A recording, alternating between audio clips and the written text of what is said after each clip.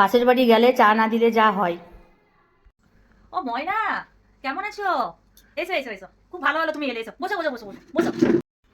হ্যাঁ দিদি, আপনি কেমন আছেন বলুন? প্রচন্ড ঠান্ডা পড়েছে সত্যি, কি বলবো, ঠান্ডা কিন্তু সাবধানে থাকবেন।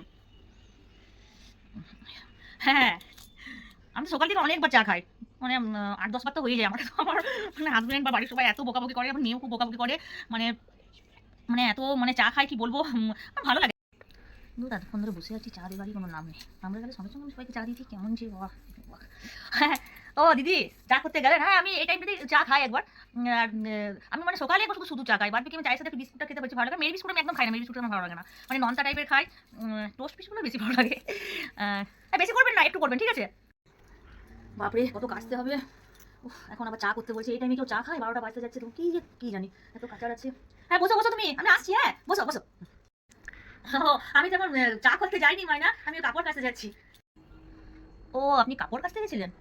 হ্যাঁ, ঠিক আছে, আমি তাহলে আসছি দিদি। হ্যাঁ, কি জন্য যতক্ষণ বসে রেখেছি, কি জন্য চা দেওয়ার নাম ধর্ম, এমনি মানুষ কখন দেখি। এসো এসো এসো, দুর্গা দুর্গা, বাপরে এখন আমার এত কাজ, কে চা করবে, মাথা খারাপ।